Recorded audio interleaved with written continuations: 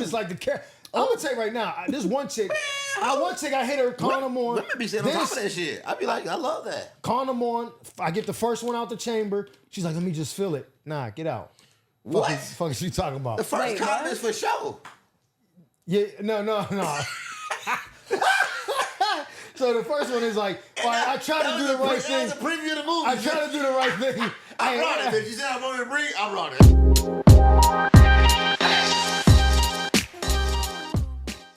Happy Monday. Welcome back to another episode of the Mike Murphy Show with your host, comedian Mike Murphy. Yo, John Grimes. And we got a guest today, special guest, beautiful young lady, fellow comedian of ours, from my city, from Pittsburgh, Pennsylvania. Hey. Oh.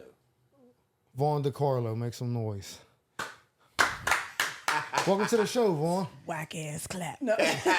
Welcome to. I'll add Thank this. you. I'll add this. Well, I want to hear the. Photoshop it in. I'll put it in there. No, it's all good. Thank you for thank you for having me. No, it's a pleasure. It's a pleasure. Let's get right into it, man. What's some of the wildest DMs you got? Because I'm gonna tell you why I asked you that, because I've seen your lives before and some of the comments on videos you post, and the dudes are egregious to say the least. I'd be like, bro, what is? I be on a live just seeing the comments pop up. I'd be like, damn, they be saying, yeah, show us some more cleavage. You be like, she's talking about comedy or career. You can request that on the live? Nah, bro, they be In the violent. comment. In the comment. Oh, I was like, what kind of... Like comment on the live. Like, oh, he just watched it, even though she's talking about something completely different. Yeah, she's like, so I had a show tonight. They're like, yeah, show us. So I said, after they're doing that on the public forum, freaky, what's in Right. what's So in the I feel background? like my following is pretty well trained at this point. So a lot of those people be new followers. Yeah. Because I weed people out really quick. I let them know really, I'm rigid. Like, I'm not here for that. Yeah. Instagram's not a dating app. And I will screenshot your DMs and post it in my stories. I have done that. I have done that. Because I'm like, look, I'm a public person. This is work for me. Yeah. So my DMs are also public, in my opinion. So if you can't say it in the comments, you shouldn't say it in my DMs. So I'm very consistent with that. And to the point where a lot of my following, they be like, yo, dude, you might want to erase that before she see it. She's going to... Oh, wow. Because I block people all the time. I block them quietly, but then I'll use one as an example. Because sometimes you got to hang somebody out for Sometimes the village you got to pop out and show niggas. Exactly. But I'll say the funniest one I got. This dude is so consistent and so funny that I didn't block him right away. You let him appreciate the effort. I let him sin. live. I've recently blocked him because I'm like, all right, I'm over the joke. And it was funny to me because he would send dick pics. Oh, for sure. Oh, we knew that was coming. I used to screenshot. I don't get a lot of dick pics anymore. Because I screenshot that too. And I put them in my stories. I have a family. And if I have time that day, I will tag whomever you... If you come for me, you better have a private account. I say that all the time. So hold on. So you check the DMs. Okay, so this is what made this funny. Meat mail. Yes. Oh, yeah, meat mail right here. What made this dude so funny is he would act like it was a mistake every time. Didn't we say that on two and I'm like, episodes ago? does this work? Every time. And I'm like, he's doing it so often that did you forget that you, like, if you just scroll up, dude, you'll see that you did this multiple. Oh, my bad. This was meant for somebody else, but did you like it? No, weirdo. Crazy. Did it again. But that cracked me up. I was like, I wonder how many times he's going to do this. All right, so despite it being completely inappropriate, was you like, oh, that's decent? Or that's, yeah. Is it? She said, like if that was just dude. She didn't dude. block him right away. Yeah, So No, I mean, like, I'm not saying like the. He's out of bounds. We know that. Right. I'm saying like if that was your man, he was like, one attachment. Well, you'd be like, that's what I like to see. Well, yeah. Well, so for me, it takes a while to build up with me. Yeah. Not just like relationship wise, but like intimacy. Yeah. That's one thing, but just general relationships, it takes me a minute to warm up to people. Yeah. Imagine how we met almost 2 years ago. Yeah, a while ago. And I'm pretty rigid. Still was I'm like, hey, how you doing? Hey, yeah, I was like, damn. Hugs. This LA people are very huggy, and I'm like, hugs is not a general greeting to me. Yeah. Fist bump. high five, elbow, whatever. It takes me a while to warm up to a hug as a greeting. And then even if we're cool like that, like I feel like I'm comfortable with Mike Murphy now. Like I'll hug, like the other day I had a show with him and I went to the green room specifically to say, hey, I ain't seen you in a while, big hug. I haven't seen him in a while. That's relevant. But today, that was a few days ago. I'm not hugging Mike again. I just saw you. Like, why are we hugging? We're coworkers. Like, you go into a comedy club, to me, that's work. I'm about to start hugging dude comedians now. If you're in a office, right? Do you hug everybody walk into your cubicle? No, you don't hug your work crushes. No, it's like, hello, the how are you baddies today? only. Your work crushes. You gotta give them a little church hug. So yeah, I brought that up and I diverted, but the conversation a little bit. But basically, what I'm saying is, it takes me a minute to just warm up to people in general. Imagine it's gonna take a minute to warm up to here's a dick pic. If you're sending me, if I see your penis through a picture, a video, a FaceTime, whatever, we probably have established something.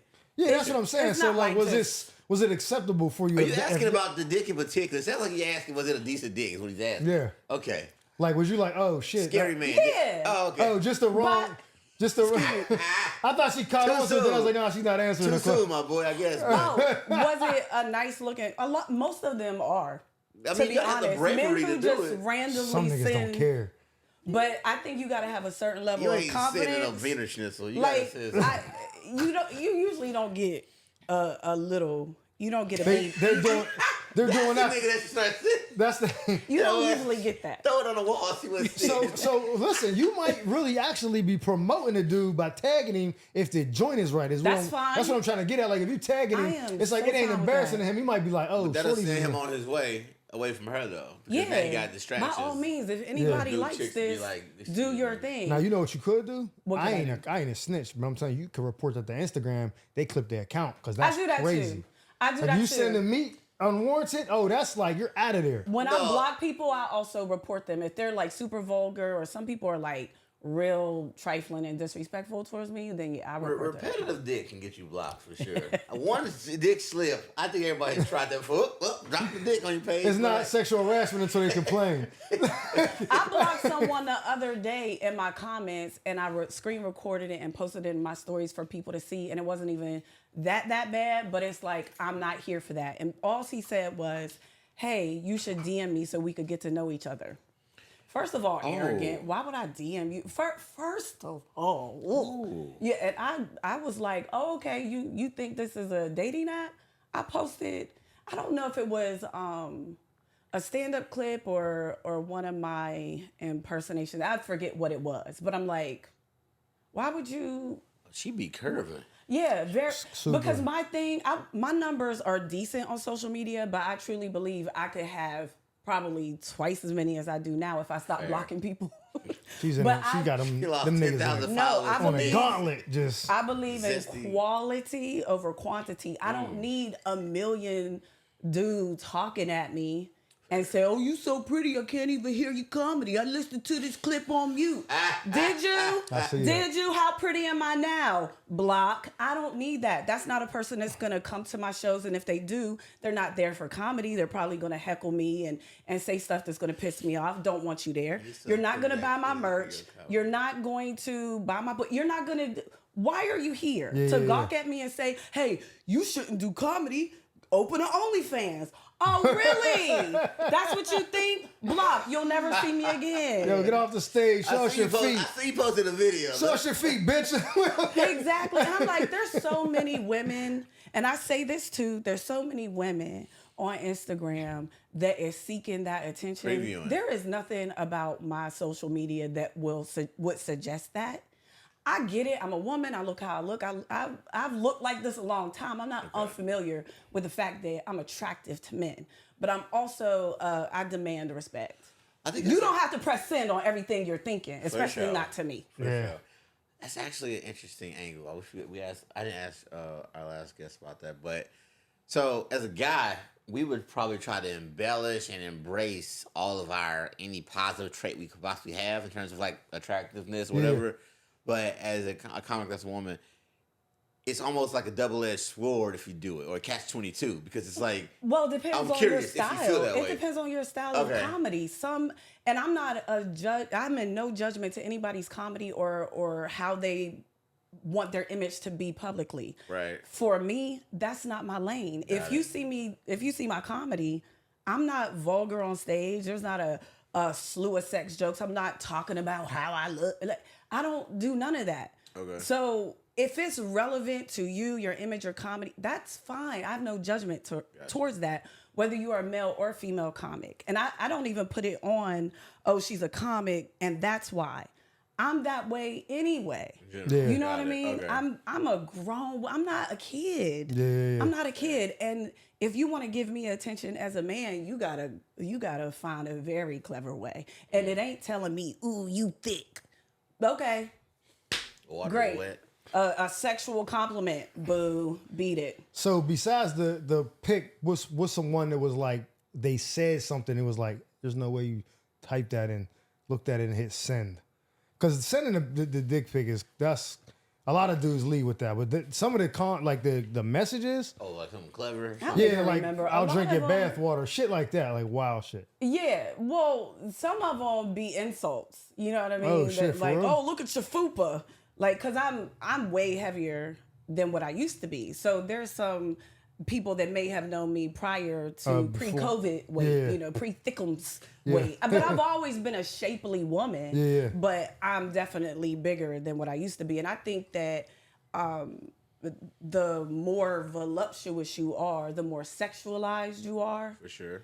So I think that there's some men that like to take the angle of, oh, you ain't all that, so let me put you Oh. down. Kind of, Knock you look, down so I can build you Vaughn up. is fat. Oh, well, look Yeah. at her fupa. And I'm like, at every level that I've been, no soft brag, but I'm mature, so here I for don't, soft I don't brags. have Go to. ahead. We're here for all I'm- that shit. Listen, Talk that shit. yeah, but I'm practicing. I'm practicing being my refined self and not my ratchet self. So I'm on a Alright. spiritual journey. Journey. So, not to brag. Soft brag. It's still But coming though. I have been even bigger than I am now. I'm slowly losing weight and getting healthier as far as my weight goes. But I've been thin, and still had a shape. And I've been super, super right out of COVID, like big. COVID had niggas I'm on. fine. COVID was a And motherfucker. I've been a size 6 to a size 14. And I've never had a problem. I carry weight well at every size. I've never felt like I didn't look good. So basically, I'm you not- just been getting violated from all ranges of. forever. But that's what I'm saying. That's what I'm saying. I've been what I am my whole life. And I'm constantly, this isn't new, me always trying to go, wait a minute, I'm more than my appearance. That's not new to me. And I've never felt like I wasn't attractive. I got the same amount of attention at every level, but the bigger I was, the worse I felt for me. Like my knees hurt. I can't breathe. Yeah, that's crazy. Damn. When these young girls get new booties, does it come with new knees? Nah. Because I can't Same breathe. knees. I'm You trying to gotta get get rid the of this. Y'all two-piece. add and weight. I'm trying to subtract it just to be healthy. I seen one time we did a show, right? We did a show together. I walk her to her car. We leaving.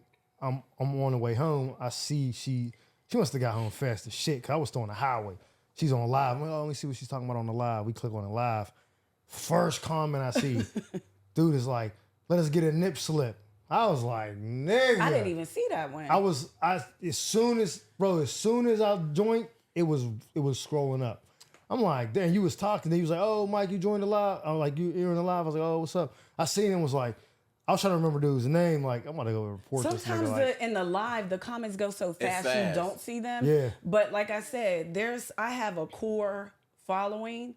I'm pretty sure. I'm guessing if those particular people were in the live, they probably She purified went their ass by now. went at that comment before I could even get to it. Oh, And I yeah. just block them or I just remove them from the live. But if I'd have saw that, I'd have blocked them. So yeah, they it was can't come back. crazy. So, all right, so you've done shows, many shows, not like a couple, with Godfrey and Ali Siddiq.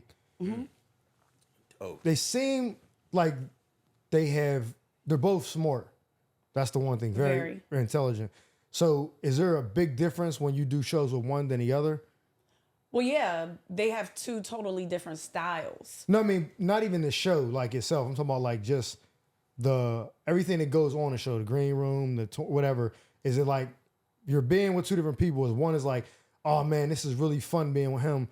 With him is more like just strictly business, or we don't really talk that much. Well, Godfrey, I've known longer. I've known Godfrey, I don't know, over 20 years. Because you started doing comedy in New York. And that's where he's out of too. Yeah, I know Godfrey like 20 years. Yeah, so he's like been in big New York brother, for a long. you know what I mean?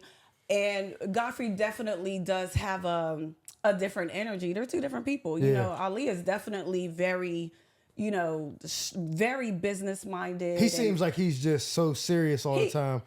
And Godfrey's like joking and shit a lot. That's why. But they're both very serious in certain moments, and then they're both very fun and light in other moments. Yeah.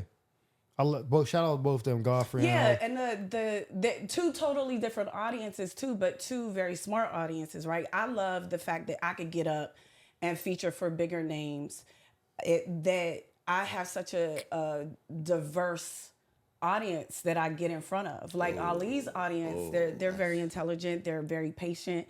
He's a storyteller. Right. Yeah. So you don't have to feel rushed. And I don't, because I'm kind of a hybrid of a joke teller that leads into some storytelling. So his audience has been wonderful for me. And he was the first person to give me road work out of COVID.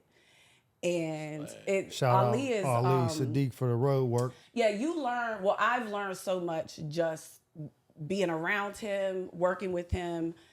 It's always, as far as when I was working with him, it was always a 2-person show for the most part. So I go up, do like 25, 30. He come up and do an hour or 5,000 hours. And Godfrey is the same. I was just at the DC Improv with Godfrey a couple of weeks ago. Yeah, I headlined there at the top of the year. I remember that. In the lounge. Then I featured for Godfrey in the big room. And it was a 2-person show. Again, went up, did 30. Godfrey went up, did his hour and a half. And the both of them have such a plethora of material. If they're there, like I always say, if Godfrey or even Ali is there for 6 shows over a weekend, go to all of them. You probably gonna see 6 different hours. Like you know what I mean? Yeah, I heard you say that on when he was on your live when we just did the show. Yeah, I've always said that about Godfrey. Like I said, I've known him a long time, but I've grown to know Ali as well. And people, I remember one show we did coming out of the pandemic. And I think it was Stress Factory in Jersey. They still had the tents out and stuff. And it was raining. Like, it was getting flooded. Like, the tent was fine, but, like, the ground was welling up. Yeah. And I remember thinking when I got off, I did my 30 and got off, brought him up, and he's up there doing his thing. And I remember just looking around like, these people ain't going nowhere. And when he was about to go and he's like, all right, I'm about to get out of here or whatever, they start screaming out. And I've seen people do this joke. They start screaming his jokes out like it's karaoke. They never want Ali to leave. And that's the type of fan base I'm growing to have. Like when Ali Siddiq is in town, or even if Godfrey is when you have a solid fan base that you've built, you're talking over with these guys, 20, 30 years, I don't even know. When you're in town, they're coming. Yeah, facts. They want to come back. The calendar's set for that. Right. So as I grow into my full headlining space, those are my goals. So go ahead. No, so I was gonna say I open for Tony Rock a lot, right? Mm-hmm. And so I study a lot. Tony Rock is people. Shout out Tony Rock. Shout out Tony Rock. So I told him every time Tony see me, he'd be like, "Hey, First Lady." Shout out Tony. I love Tony. And I know why he says it, and I embrace him for that. But go ahead. He's fun.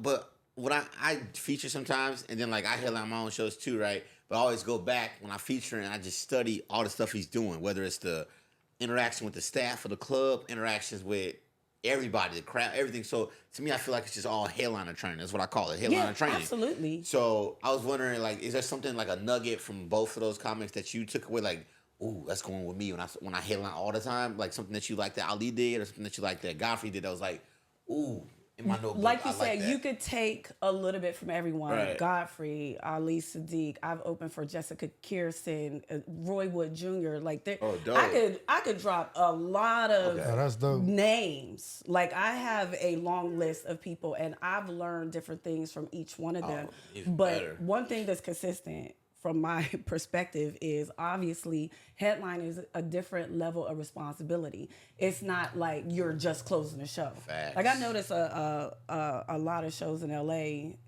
on showcase shows will go, your headliner, and I'm like, who? This is This is the a person showcase is show. just closing the show. just That's going odd. last. Hey, he's That's going last. New They setting York you LA up, dog. They're Yeah, setting you you up. just going last. Don't ever. But I mean, it's fine if you're putting someone up that does headline and knows Nice. how to close a show. But like to be a headliner is a lot of responsibility. And I came into 2024 with a lot of headlining momentum. Like I said, I sold out the DC Improv. I had just sold out the Pittsburgh Improv. I had a bunch of shows, and my mom passed. And I still had a few shows left. And I remember the last show I headlined, I think was at Levity Live in New York. And I started kind of falling apart. And I realized, I said, you know what, I need to take a step back so that I could take some steps forward. Because it wasn't about just going up and having the momentum to do your show and to close a show, to headline at an hour or plus or whatever it is that you do. It's also about ticket sales. It's also about the responsibility of the feature and just the show in general. Right. It is a lot of responsibility. And sure, I've learned a tremendous amount from everyone. But the one takeaway based on my experience is that sometimes you have to take a step back so that you can move forward and know what you can handle. And my experience told me to pump the brakes. I just did local shows. The furthest I would travel was San Diego. And I was like, I got to take little baby steps as I'm regaining myself from losing my mother and losing her in this physical realm. And the first show that I did where I had to go back through the airport, TSA, and the whole nine was with Godfrey at the DC Improv. And it was the irony of it. I was like, oh my God, I know that I'm ready to get back on my headlining grind for myself because I wouldn't have been ready to not just go through the TSA as you're grieving, but to be back in DC because that's where, between Pittsburgh In DC is when my mom passed. Oh wow. Okay. So going back there, I was like, am I going to be able to even handle that emotionally? And I was. It's a and it was trigger. phenomenal. How'd those sets go? Phenomenal. That'd be the 6 shit. shows That'd be the fire. shit. 6 shows fire. It felt great. Change your whole It felt energy. great. after You that. know what? I'm gonna speak like when you said it's for a different reason, but like now we're in a different era where before you feature for somebody for a while, you got your chops and all that, then you started to build your own audience, then you became a headliner, you were ready. Now it's like you could take off on social media and people are like, yo, we want to book you to do this thing. And some of the people that's booking you, they don't understand comedy. They just know you're buzzing. And they're like, oh, he could sell tickets. And you're like, you don't even know if I could do an hour. So I was getting a lot of calls, and some of them weren't even panning out because some people were just on some like, yeah, we'll, what do you want to get here? And I'm like, well, you got to cover my flight and room, whatever. And then this, they're like, I'm like, bro, you think I'm coming across the country for $300? Like, what's wrong? You know what I mean? But I did get booked during Super Bowl weekend in Phoenix when it was out there, Scottsdale, whatever, for a show. And I was like, yeah, headlining. And like you said, I had to get the features. I had to pick the people. And I picked local people because I was like, I'm not paying nobody, you know what I mean, to go out there, whatever. Facts. And it was at a chicken and waffle spot, which I already knew, but I was like, this is the level I'm at. Like, I don't, you know what I mean? And I did 55 minutes. And when I was proud of myself, and then like 3 months later, I finally watched the whole set and I was like, yeah, I gotta. Well, because you, Watching the hour back is interesting. I was like, nah. I got a feature for somebody for a little while. This is rough. Like, Right, I so- felt good on stage, but even in them little, like when you're at the beginning, beginning of your career, your growth is rapid. It's like a kid. if you seen a kid be born and then you didn't see that kid again for 6 years, that kid done a million things. Facts. But if you see somebody when they're 50 and then you see them again when they're 60, you're like, oh, what's changed? Retired.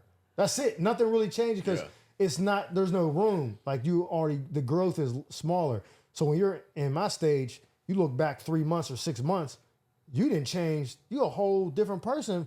So when I'm watching it from 6 months later or however long it was, I'm like, ew, that was cool. People laughed at that. Like, what the fuck? But it's just because you grow. And that's when I realized, like, oh, I'm trying to cut the line because my social media took off.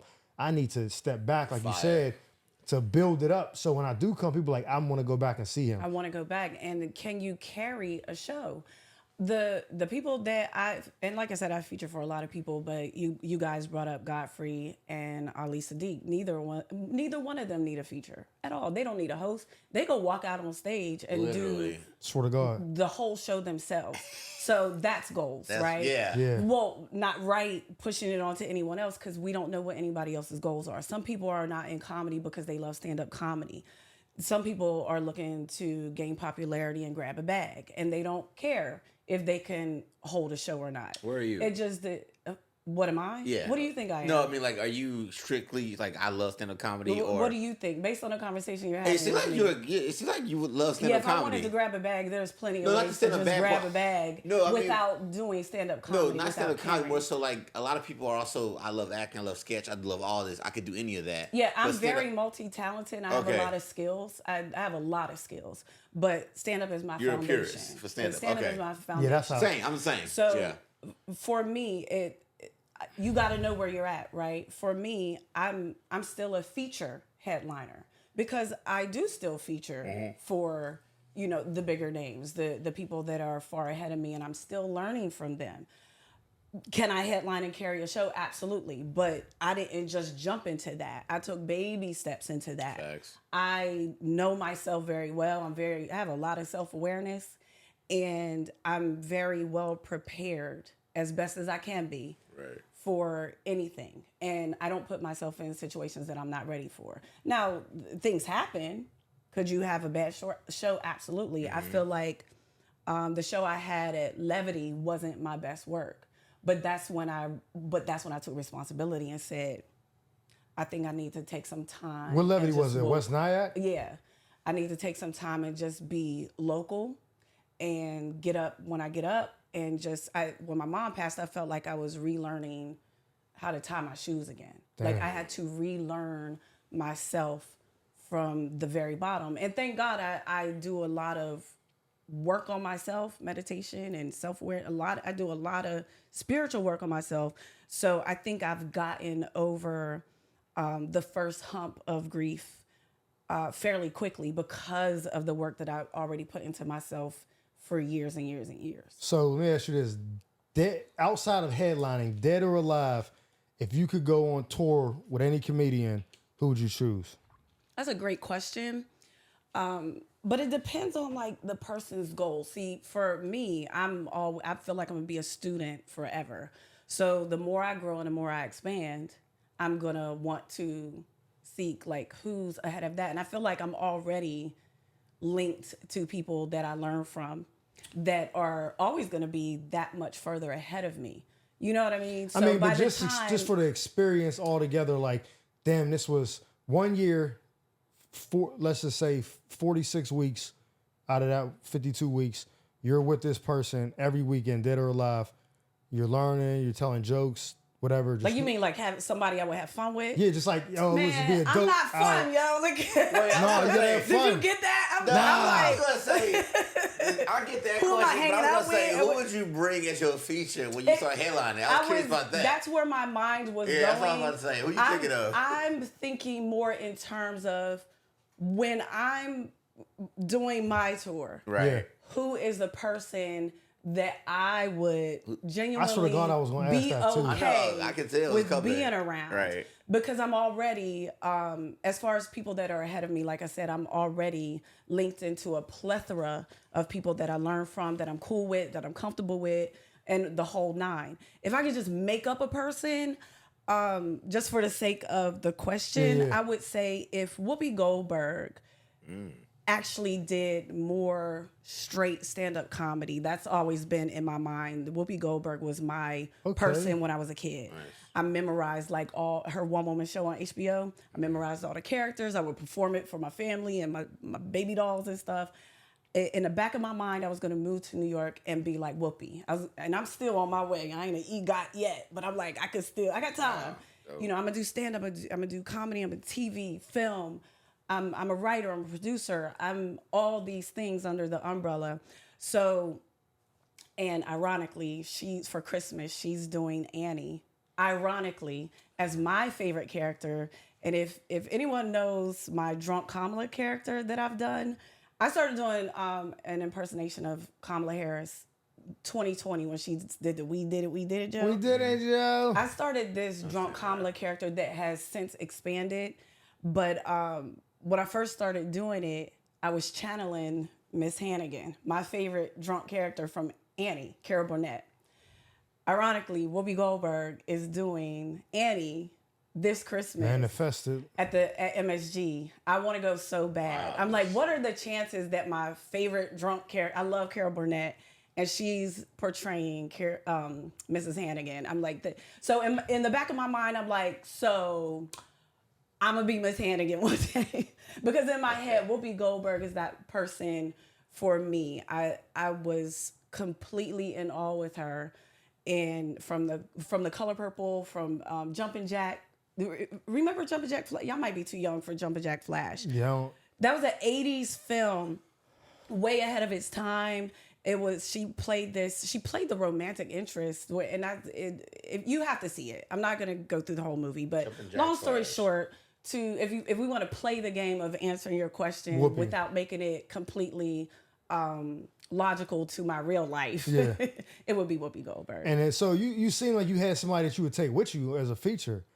Do you have somebody in mind? I have several people in mind right now, and I'm working on some things moving into 2025. Make them mad. Name names so they can get left off and text you. Like, I noticed you didn't say my name when you listed your features. No, I'm not going to list any names right now. All right, so let's. But we'll know who that person is when I'm able to lock that person in. Boom. Okay. And it may not just stick to that one person. For sure. But how do I say this? As you're growing. Yeah. Once you step into full-time headliner, right? You step into a full-time headliner space. Now there's growth from that point on as well. If you're taking the baby steps and you're not like, oh, I'm just famous because I went viral. I'm in theaters today. You know, there's people who do that, and that's great. I'm not at this point a viral sensation that's just dropping into theaters, but I see a natural progression of my career. And once I am at that place, theaters seem to be the space where you just work with one feature solid. Sure. Some headliners, move features around. Like when I first started working with Ali Siddiq, I was one of the only females in his rotation, but I was also in a rotation of like 2 or 3 other people that was already ahead of me. But he kept me working. I probably worked with him I don't know, at least once a month.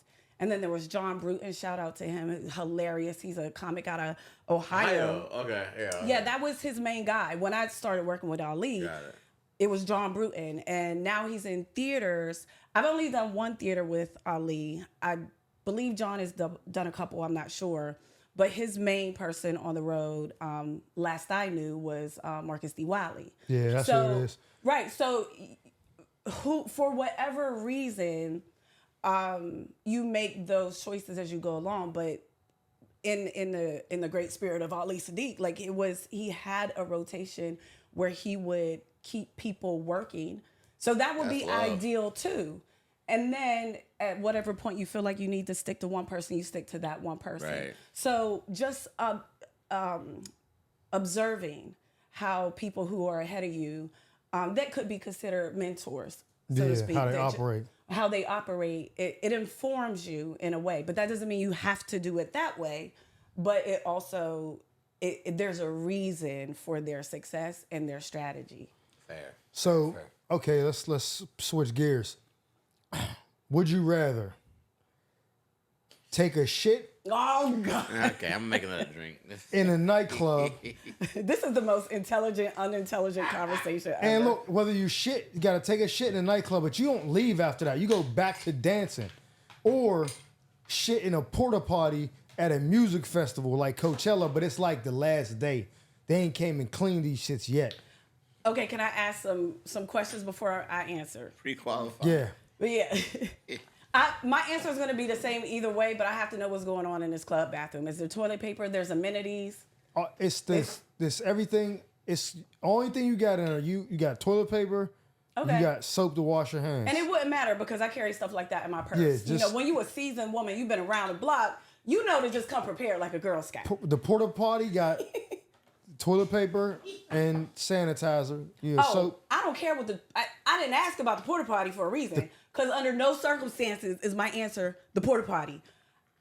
Like I go to the beach a lot. One of the reasons I moved to LA is to just be around nature. I'm a nature girl. My merch is stones. You know, I'm a weirdo with that. You know, I'm very earthy, that person. Your merch is stones. Yeah. Wow. And they say stay in the light, and it's a reminder. Like, you know, the secret gratitude rocks. So in the context of that, people understand that.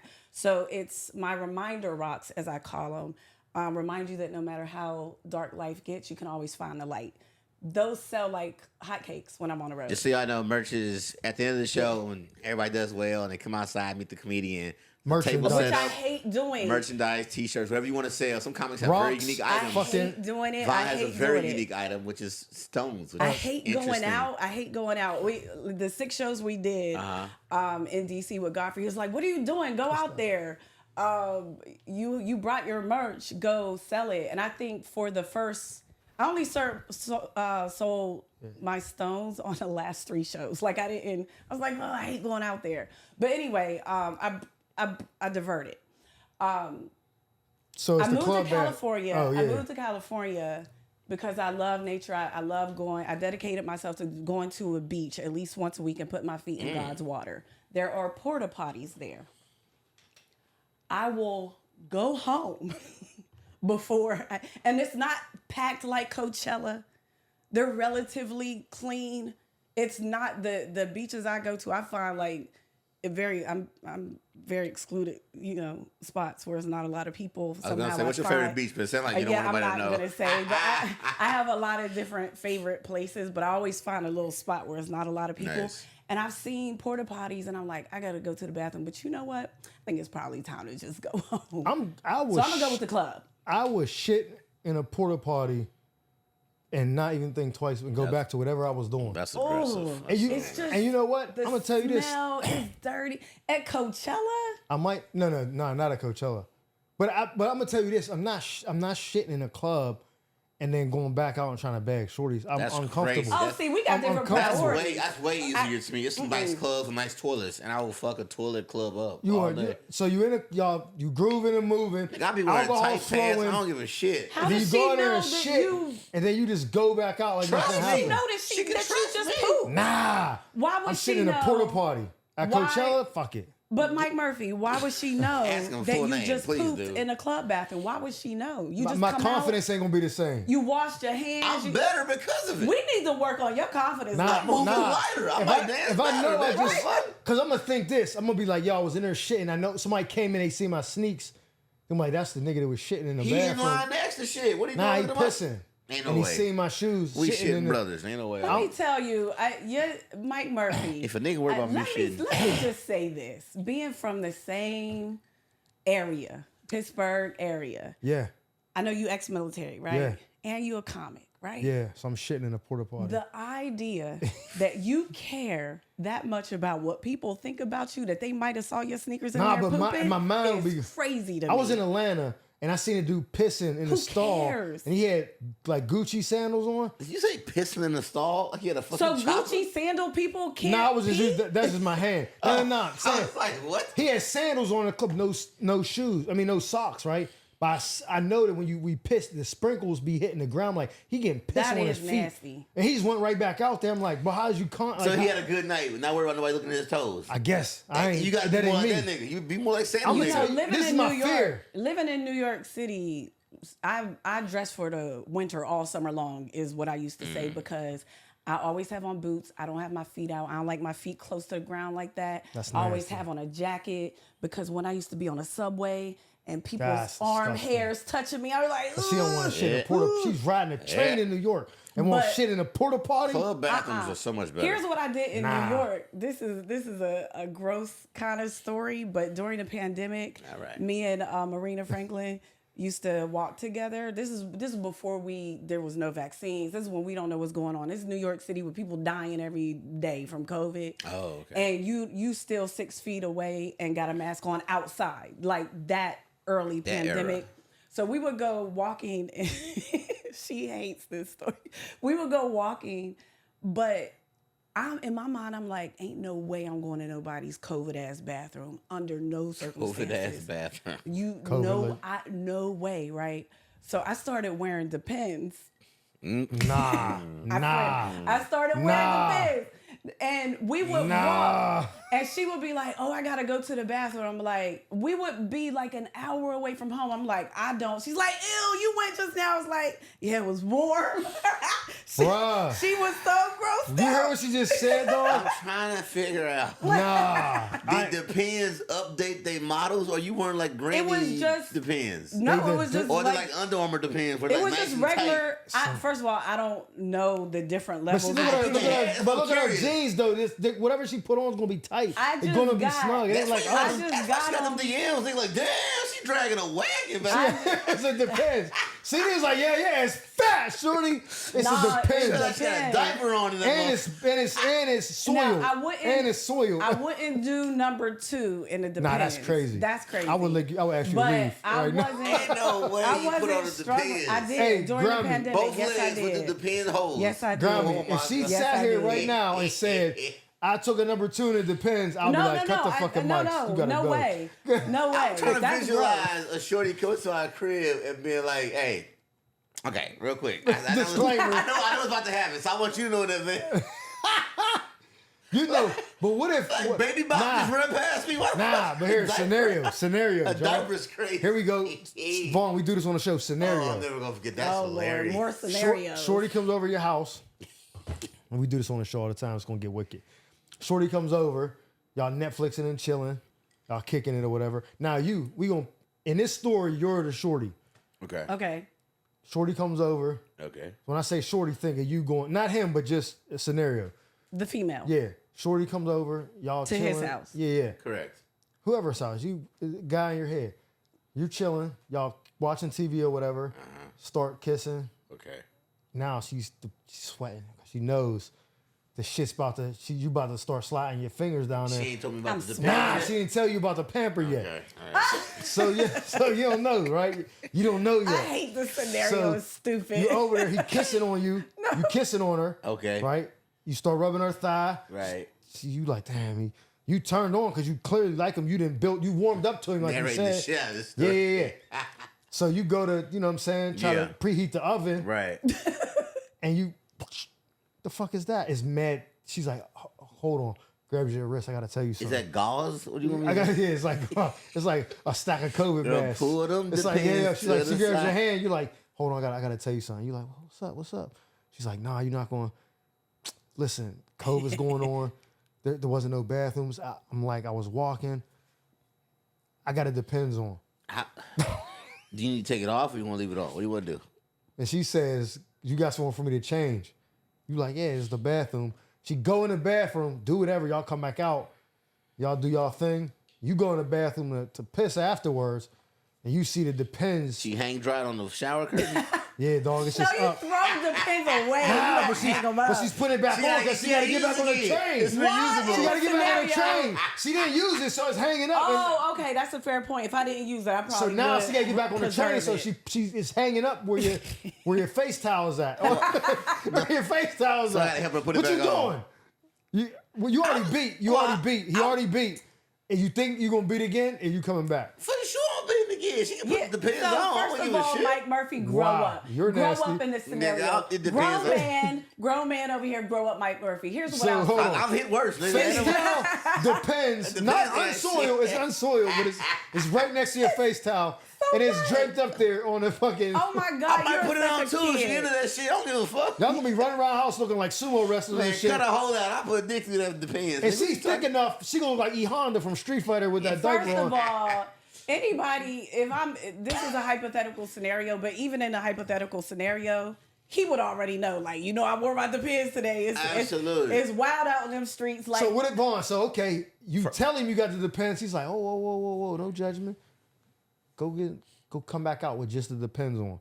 Nothing else. I would laugh. So Just come out like it's lingerie. that's hilarious. Play Titties some out, music. just Depends on. I would be rolling. Absolutely. I would be rolling. See, you have to also understand who you're talking to. Yeah, that's what I'm saying. Come on, dancing baby. A man that I'm dealing with will get and have my type of sense of humor. Okay, yeah. So that whole scenario That's would crazy. be hilarious. Oh, you got two? Fuck it. I want to give it a I'm gonna tell you. So back to the porta potty. This is my fear because I seen this happen. porta potty. Yeah, why is that even Nah, a 'cause question? I'm gonna tell you this is my Something fear. happened to you, Mike Murphy. Yeah, Let's no, talk not me, about but I it. witnessed it. So when I was in the military, right when Katrina happened, we was right up there in Fort Irwin, California. It's like kind of by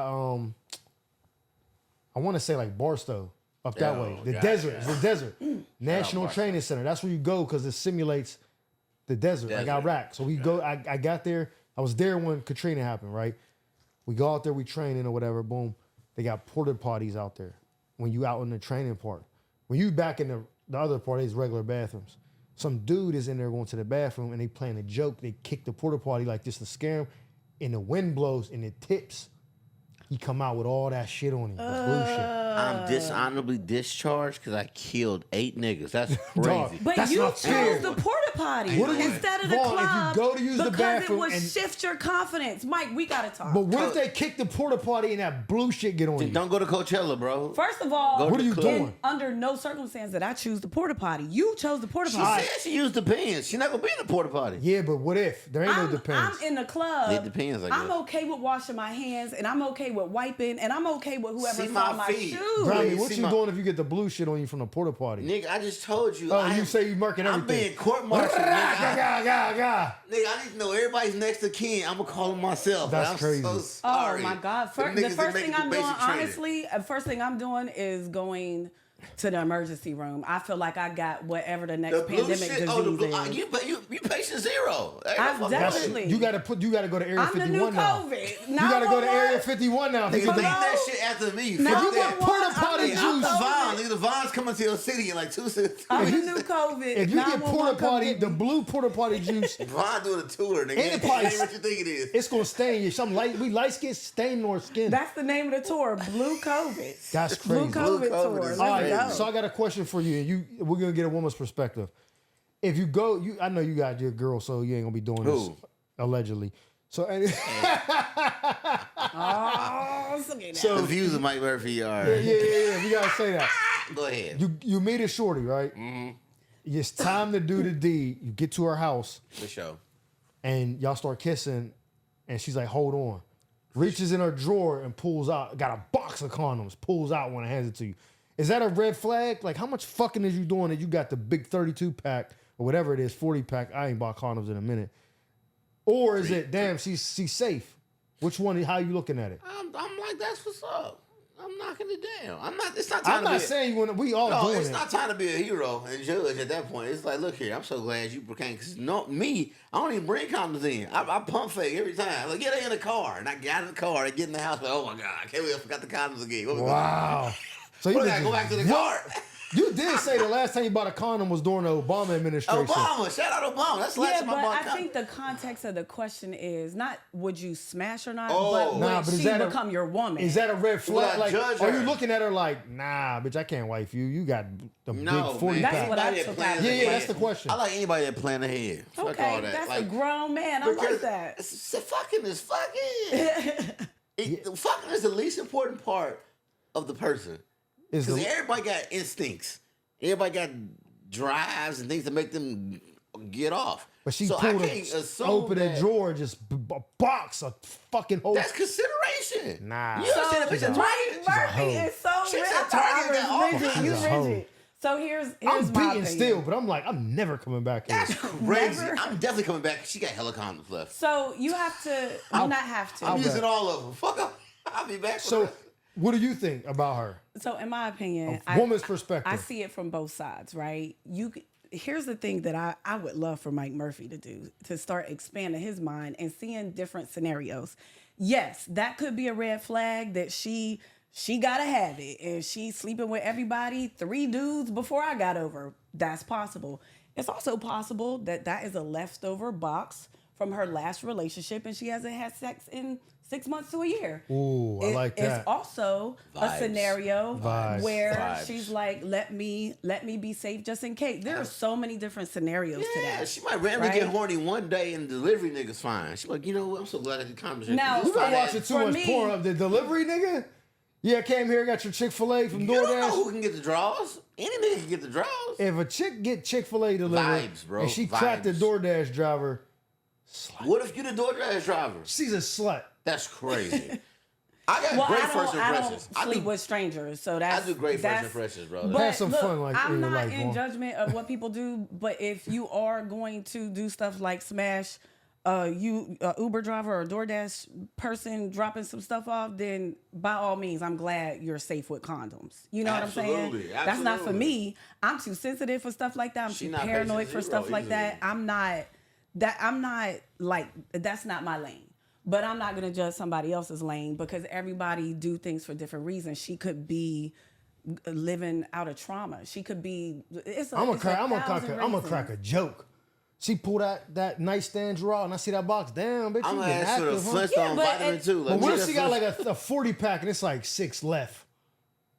Again, what if that's leftover box from her last relationship and she hasn't been with anyone What I like in a to year? see is that she clearly is using them bitches. Yeah, that's the good side of it. That's the great side of it. She's probably clean. If a bitch ain't have no condoms when I come over, I'll be like, No, That's our job is bringing them shit. No. There's a scenario to that too. Sure. That's not my responsibility. If you don't have a condom as a man, we just ain't doing it. Or you go get one. I have never I'm rolling the dice. stood in line. I'm leaving here with something. I have never stood in line and bought a condom. All right, Vaughn, That's on y'all. Before we right even, about and that. I know how to say no. It is a good. So here's this.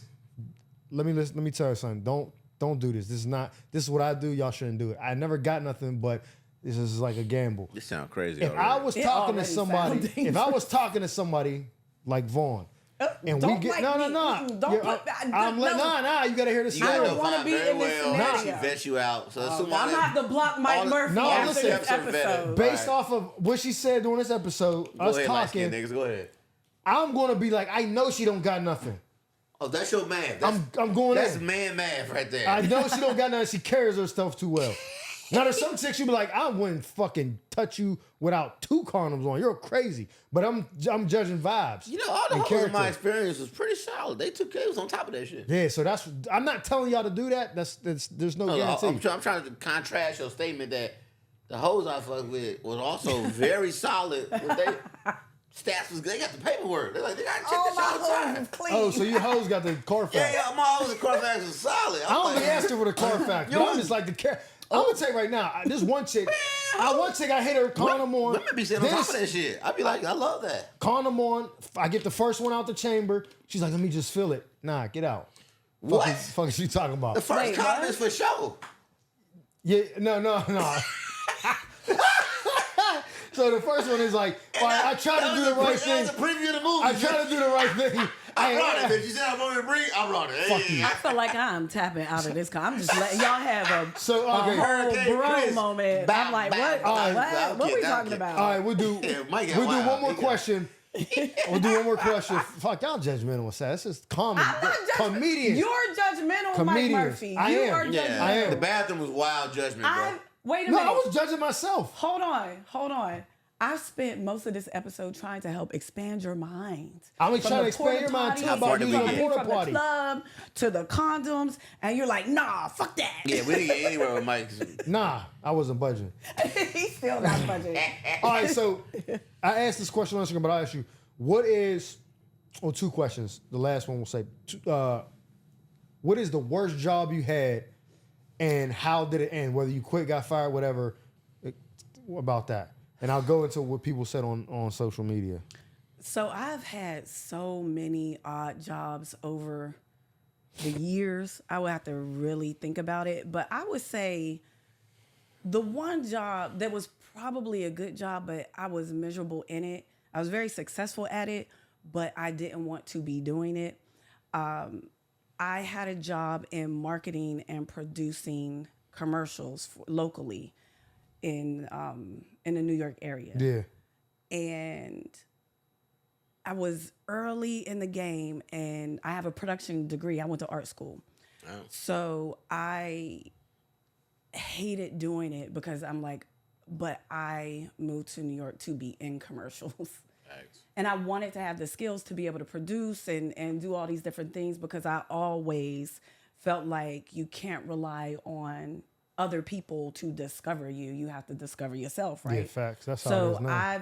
I've the stuff that people do on their phones in 2 seconds, I was doing in the early 2000s, where you had to save up money to figure out how to rent a camera and go out and shoot something that took forever to edit. Like that kind of, like, I'm from that space. Thanks. And I remember I was very successful. I was getting all kind of bonuses. I was making money, and I was like, I'm miserable. Not in your purpose. I quit. I'd rather scrape and figure out how to get money, you know, doing odd jobs than have a career type of job. And it wasn't something that you should hate. It was a great job, and I excelled really fast in sales and marketing and producing and all of that. But I was like, this isn't in my heart. What about you? Like when I quit a job? Yeah, worst job you had, and how did you quit, get fired? How it happened? Worst job I had was tire shop. I can't see you doing no tires. Bro, that's when you wearing that mechanic shirt on. Yeah, I was selling tires, but eventually it got slow. So like, John, go offload the tires with the tire truck and then go load them up into the racks. So now I'm a tire nigga, like where you got to take them off the truck, throw them up on racks, on second and third floor racks. And my brother worked there, so me and my brother's throwing tires for each other, like, yeah, it's slavery, low key. It's like we in Oklahoma too, so all the white boys is inside the office, and they got two strong niggas out there just throwing rubber. So I'm throwing tires up straight up to the second floor of these racks, bro. And I realized I got this crazy oblique muscle now because I was throwing up fucking trucks. Right now, see, I've had a lot bitch out the window right now. It's crazy. Had a lot of jobs that I hated, but I knew it wasn't like, it was like just an odd job, right? Absolutely. And I was like, I'm not here anyway. You probably could fire me because I'm not going to put my whole self in it. Absolutely. But that job, I think I was so miserable in because it felt like a huge it felt like a career responsibility that I didn't want to have. I can mirror that. So fast forward to moving to LA, I got a bank job just to get a bank job. Yeah. But when you got this charisma like this, they promoted me 3 times in 2 years. Right. And so now I'm in corporate banking doing like multi-million-dollar loans. I'm meeting up with the CFOs of like Skechers and shit. They're like, John, got a meeting for you. Go close this deal. And I'm like, this is actually weird as fuck because I just tell dick jokes when I leave it. So like, I was like, so banking was pissing me off so much. I was like, this is weird. That's not why I moved out to LA.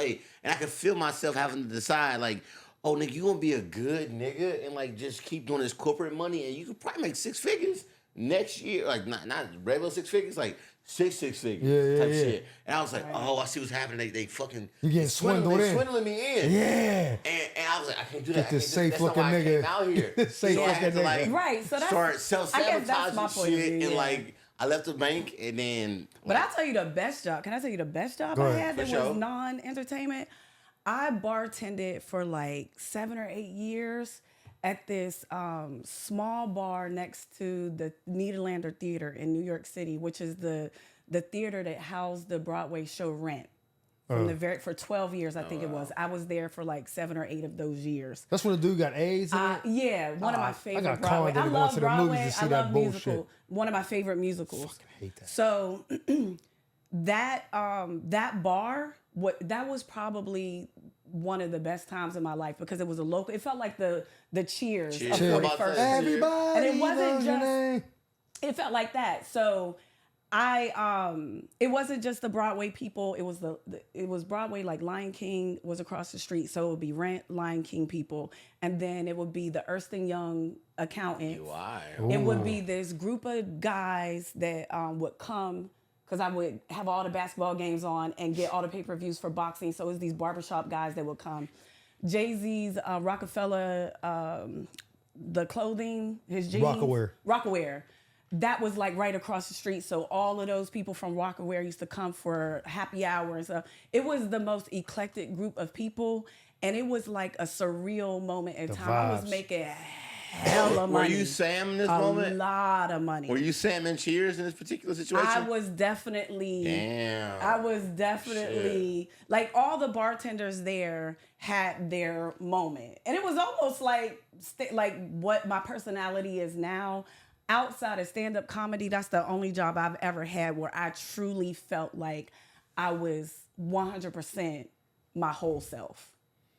So that's good because that's like one of them things where it's like, yo, I like. Sometimes it's not even the job itself; it's the environment. Like, oh, this is. Yeah. So for me, my worst job, I worked at Eaton Park in Norfolk Sales.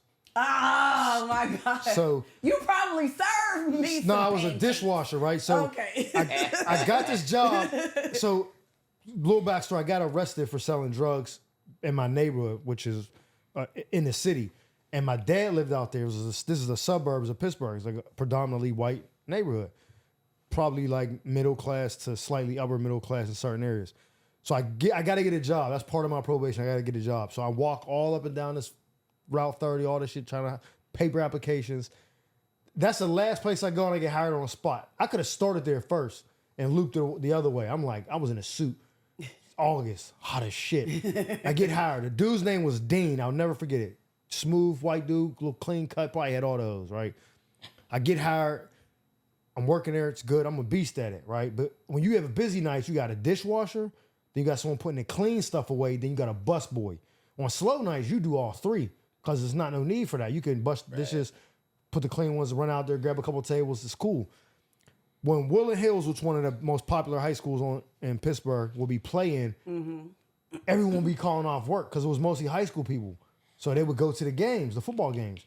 So once he's seen that even when it was busy, I could do all three, even though I'm like, just like that for 8 hours, just like about to lose my mind. When people would call off, he'd be like, I'm not calling nobody in. He could do it. So after like 2 times, I'm like, bro, you can't do this no more. We're not you're not getting paid extra. Nah, you just get paid by the hour. $5.25 an hour, minimum wage. $5.25. This was 2002. So I'm like, nah, bro, like, you got to call somebody in. First time I just sucked it up. Second time I seen he was getting out on me. Third time they call off, he like, I was like, yo, I'm not doing this. I'm talking back now, right? I'm feeling myself. And Dean was like, probably like 6'3". You could tell he was in shape and shit. It was Dean, and it was another white chick. I forget her name. She was bad. She used to have, I got a fetish for these shoes because she was pretty. She used to wear these little, like, these flats with the, I don't even, anyways. We be learning too much about Mike Murphy and his stories. Like the back of her foot was out. You like, nah, they're like heels? flats, like little, they had a little bow on the front. I don't know. Oh, I know what you're talking about. Yeah, fire, right? Yeah. But she used to wear those. I used to be like, oh, I want her bad, right? Wait, what so they was working. Secretary shoe for sure. Yeah, secretary shoe, right? Absolutely. So they was working together. They was both the managers. So I'm arguing with Dean. She's interfering. I found out later that her and Dean was. They been fucking. Yeah, they was fucking. Yeah, they was fucking. I didn't know that though, right? So I'm thinking she on my side. I'm arguing with Dean. I was like, I'm not doing this. He was like, you'll do what I say, nigga. And everybody kind of stopped. It's all white people. There's only one other black person white working that shift. And she's like a hostess. She kind of looked back. She was like, shit, I need this job. Went right back out to the front. I'm like, oh, I ball up that nasty ass apron with all the food and shit that I was splashed on it. I ball it up. Fuck you. Bah, quit. I walk out. I go tell my dad. My dad coming down here to fuck you up. I'm hyped. Walk 2 miles to the crib, angry for 2 miles. Angry. 10 the whole time. I never dialed back. Get to the crib, Dad, tell him, he like, man, you got 2 weeks to get another job. I ain't going down there and saying shit. People gonna call you names in life all the time. You gonna fight everybody to do it? The fuck is wrong with you? You quit that job? You got 2 weeks to get out of my house. I was like, what? I joined the army. So that's how you ended You up got 2 weeks to join the military, nigga. I was like, bro, I thought my dad was gonna go down there and ride for me. Rest in peace. I was like, in my head, I was like, my dad's a bitch ass nigga, dog. I was so mad when I was like, Why aren't you defending me, I dog? was trying to figure out. I was trying to remember, like, damn, if I got caught a nigga like that directly. Bro, that was the first time I ever experienced it. And as light as I am, I was I like, it gotta hurt a little less because you lighter, right? I was like, bro, there's other people you should have said that to first. I'm not a nigga, right? I was like, what the fuck, The bro? host is a nigga. Like, yo, she's a nigga. Sometimes a nigga. I'm kind of like that. Nah, bro, that was the worst job. No, that is horrible. I hated that job, and then I went to the army, and it was like boot camp. Welcome, niggas. Welcome, niggas. You now serve President Bush. Yeah, I swear to God. Bro, and he definitely stole the election. I don't give a fuck what you Everybody. say. Yeah. He definitely stole the election. They I was like, bruh. that little thing in Florida. Forget about Who that. that? John Kerry? Who you beat? Oh, Al Gore? Who Al you beat? Gore. Oh yeah, Al and Gore. he stole the votes of Florida. Remember they're like, oh, he lost Florida. They're like, Al nah, Gore never mind. built the internet. Yeah, Google they were like, We did a recount. Bro. Hold on, vibe. Real last question. I'll get one last question for you. Do you remember a joke you thought was so fire but ended up being ass? And you were like, why is this joke ass? I love this joke so much. Like you thought it was good? Like, when yeah, you tell bro, it. I ride for my jokes so hard. I be mad as fuck when they don't work. I'm like the only nigga that do this. I be in a motherfucker 3 years. I'm like, and then the dog jumps on the monkey. Oh, wow. Fuck y'all. I mean, So is there a joke that you think that you like, I can't believe they don't fuck with this sure, joke? And sure. it makes you laugh still. That's the process of stand-up comedy, right? Sometimes my instincts with comedy are pretty good. If I laugh at that's how I write. If I think it's funny, I know people with my type of humor is gonna think this is funny, and I'm usually pretty on point with that. It's when I start twiddling around with it and layering it and working on it, that's when it usually starts to go left and upside down and around, and sometimes you come back to the original joke. Sometimes in the bombs you will find the most precious gems because you'll be forced to get yourself out of that hole, and your wittiness pops in. And a lot of my jokes that I have were that some of the elements from them came from them not working. So sure, that's good. Sure, there's plenty of jokes. I can't remember any specifically, but I know that in my process of writing and developing material, some of my best jokes that I have now, elements of it came from it not working at certain points. It is actually crazy that I have old jokes that I gave up on like 2014, but the tag in them ended up being useful later in a different bit. And I was like, it just wasn't ready yet. Yeah, I've done it. It might not have been ready yet in turn, and you weren't ready yet. Yeah, so there has been jokes that I've discovered that I think really forward, right? And I'm always ahead of myself with a lot of stuff. A lot of my ideas are like way ahead of its own time. Right. And earlier in my stand-up development, I was trying to deliver things that I didn't know how. That now I know how. Interesting. So it could be that as well. When I moved to LA, it made me change my whole style of doing stand-up because, we're from Pittsburgh. That's a blue-collar town. New York, too, you can get away with some foul shit in New York that might not fly in it, like North Carolina or, especially LA is a very progressive place. So what I learned was two things. One, I would just tell like the rawest, fucked upest jokes and they would get the biggest laughs.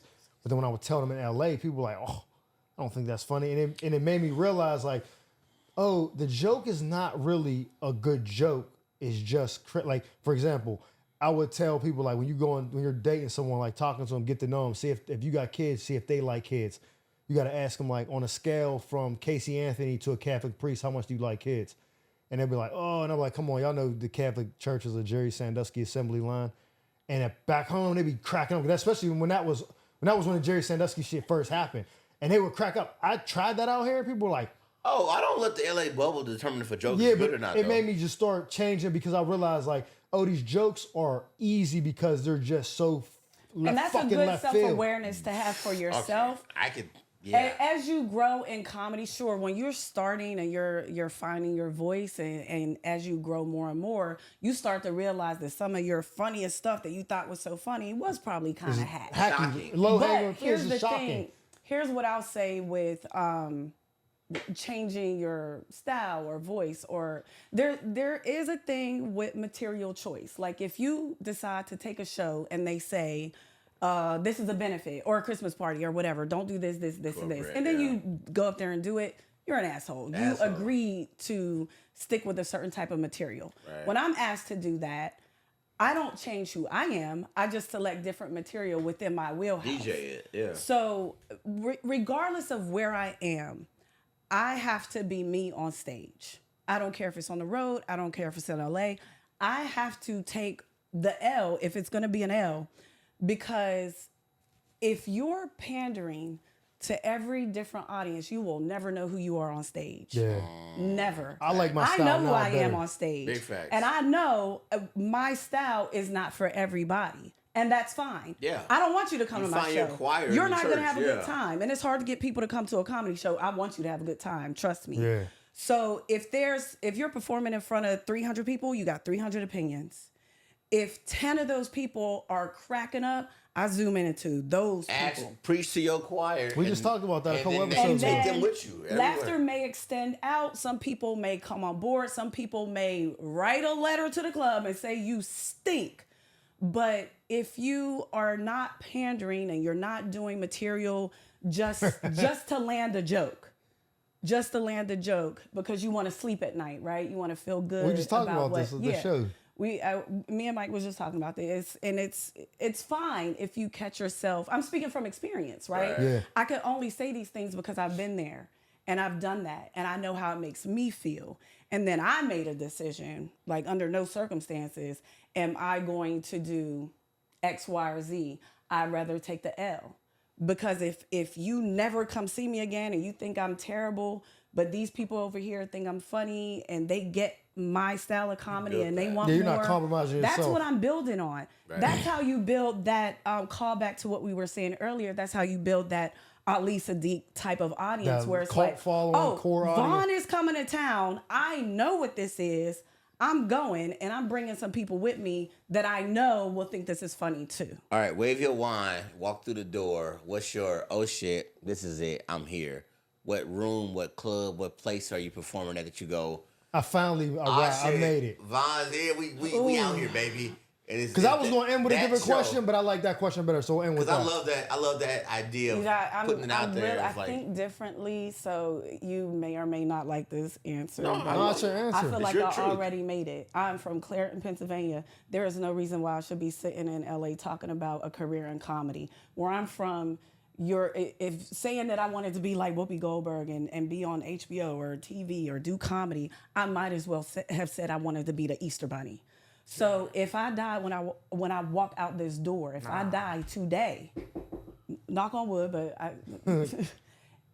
I already made it. Put that on whatever memorial. I'm already here.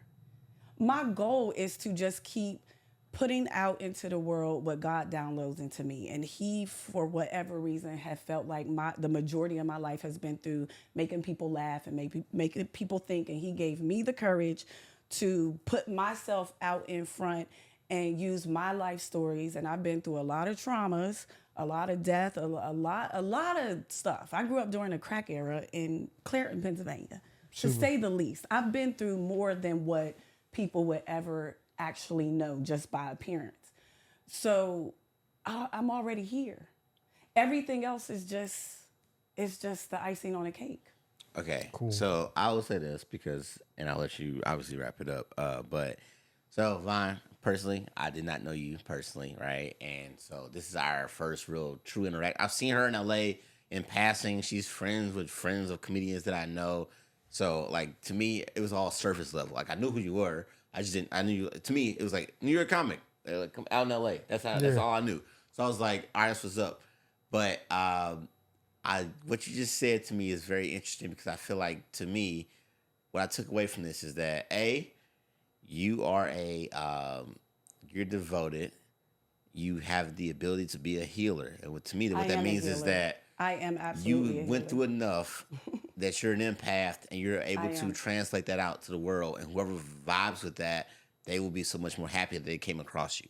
So Thank you. That is a great assessment. Yeah, John Grimes. so I just want to make sure I stated that, even though shout out to Johnny Walker Black, but the truth is that I'm very impressed with this. Oh, and it's like I you. didn't have a set expectation, but I do love listening to people's truth and going, oh, wow, that's good. That's good for comedy. Because I love comedy that much that if you care that much about how you're going to do things, that's the purest in me going, oh, I love that you care about comedy like that. Absolutely. And so, I'm responsible for my words. Absolutely. So I'm responsible for my words. My takeaway to me is that I'm very impressed with all that you're doing and your goals. And I love the comedians that should rock with you. That's also a testament that ain't gonna do with me. The funny comedians that rock with you is also a compliment in itself, right? Yeah, it's like a resume. Besides all of that, just getting to know you tonight and going like, damn, she got it. Oh, going. I don't like. Please continue. I can't wait to see you like down the line and we can like have a big chuckle about this. Like, remember that one day we was like, bah! Like, so that's dope. Thank you so much for being on. And I'm gonna be like, I got the role as Mrs. Hannigan in the new Annie. Exactly. I made it. Exactly. But they're going to give you the role, but you got to use the porta potty on set. I know the Depends callback. This is Depends callback easily right there. Listen, I won't compromise myself for much. I waited 3 days in my Depends. But okay. Porta potty for the role in Annie. Let's go, Vaughn. I see it. I see the work. So Vaughn, tell them it was first of all, it was a pleasure to have you. Thank you for having me. A lot. I will say this. A lot of this is episode 7. A lot of the episodes before this, a couple was just me and him, and the whole time we're just fucking with each other, just cracking jokes. This episode I liked it because we did have funny moments, but we also had some insightful moments, which I think the audience will gravitate toward that as well, because sometimes they just expect a pretty face to be, maybe sexual or maybe provocative or maybe just some nonsense, because that's what society is right now. So the fact that you came with such insight and a different outlook than most people give, I could appreciate that. Oh, well, thank you. I thank you for that. Again, I thank you for having you. I'm glad y'all got to meet. So now you see each other out in the world, like, oh, what's up, John? What's up, Vaughn? And then boom. So tell people where they can find you, and if you have anything coming up that you want to announce, you can say that, and then I'll put your name on it too. I got some stuff coming up that I can't talk about yet, but 2025 is going to be phenomenal. Okay. I would love for people to follow me on social media at Von Decarlo. If that's hard for you to spell, that's fine. I'll put it on the screen it's too. funnyvon, VON.com. It takes you to links, all things that are me. Funnyvon.com. Yeah, but my Instagram and all social media is consistently the same at Von Decarlo, spelled as my name is spelled. And I'm setting things up to, I need to, this is a request, I need people's emails. I need people's emails. I need to build a very, very strong email list for some of the things that is going to pop off in 2025. Cool. And I would love to come back at another time to be able to fully talk about it, but there are a lot of things in the works that is too premature to talk about. Send the emails, guys and girls. Dope. If you mess with Mike Murphy, if you mess with John Grimes, send Vaughn an email so you can see her perform in your city or whatever it is that she got going on. List. Be aware of what she's got going on. Absolutely. I want to reach out to people directly, because at the end of the day, y'all, and I think you probably know this, and Mike Murphy, you're doing great with your social media, but we are beholden to the algorithm. And crazy. It's almost like, emails is such an old school way, but it's also a new school way. We gotta play ball. Yeah, we gotta I do can't it. rely on people seeing that I posted something. Yeah. I hope that they see it, but if I have a direct connection to you and you want to be a part of my community and what I'm doing, and it's a lot, and I can't wait to talk about it. So please, Cool. that's what I'm asking for. It was great. I know you're on the road with Tony Rock for the rest of the year. Yes. So Ohio, Milwaukee, Connecticut, wherever you at, check me out. Pull up. We'll find you. And We'll I'm find going you. home. When? I'm doing the Pittsburgh Improv with Godfrey. I'm not headlining, but I'll be with Godfrey. Oh, December 6th? December 13th. What is it? The 20th through 22nd or something like that. Okay, So I've if anybody seen it. in Pittsburgh, I won't be headlining, but I think it's going to be another 2-person show. I'm not sure, but Okay, that's dope. it's Godfrey's show. He's headlining there. Since Godfrey, we check him talked out. about Yeah. that, Hometown, check her out. Hometown. So, hey, please, everybody out there, like, subscribe, comment. Man, share this with somebody if you think you learned something or you laughed or whatever.